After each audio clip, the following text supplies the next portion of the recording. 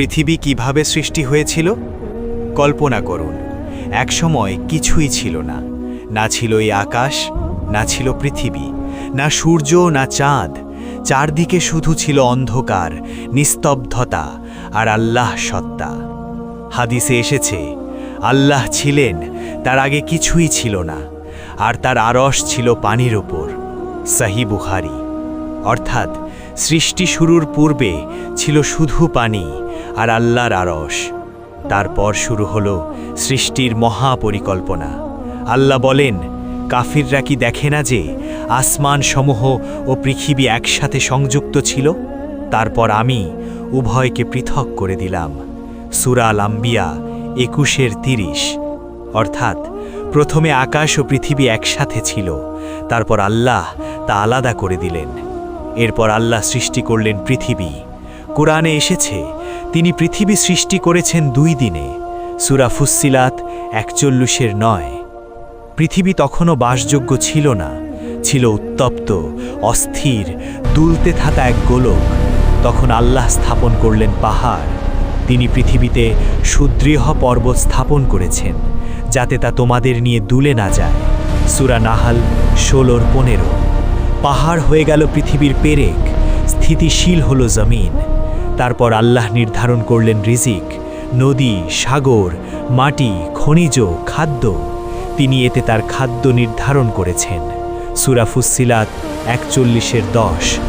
এরপর সৃষ্টি হলো আকাশমণ্ডলী। আল্লাহ বলেন, অতঃপর তিনি আকাশের দিকে মনোনিবেশ করলেন এবং তাকে 7 আকাশে বিন্যস্ত করলেন। সূরা ফুসসিলাত 41:11-12।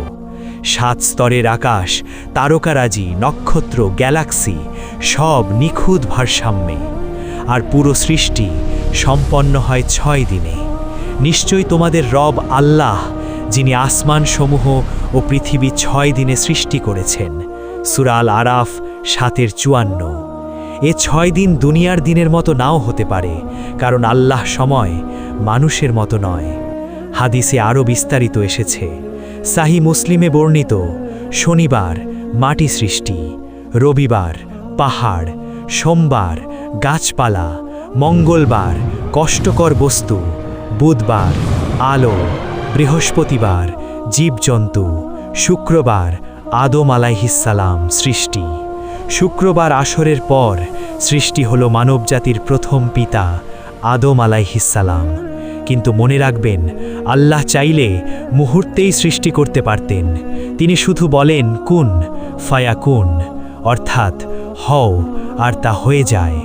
তবুও 6 দিনে সৃষ্টি করেছেন মানুষকে শিক্ষা দেওয়ার জন্য, পরিকল্পনা, ধৈর্য, শৃঙ্খলার গুরুত্ব বোঝাতে। শেষে আল্লাহ বলেন, তিনি সৃষ্টি করেছেন এবং সুবিন্যস্ত করেছেন। সূরা আলা 87:2। অর্থাৎ এই মহাবিশ্ব, এ পৃথিবী, আপনি, আমি সবই নিখুঁত পরিকল্পনার সৃষ্টি। তাই যখন আকাশের দিকে তাকাবেন, পাহাড় দেখবেন, নদীর শব্দ শুনবেন, মনে রাখবেন, এগুলো কাকতালীয় নয়, এগুলো আপনার রবের নিদর্শন।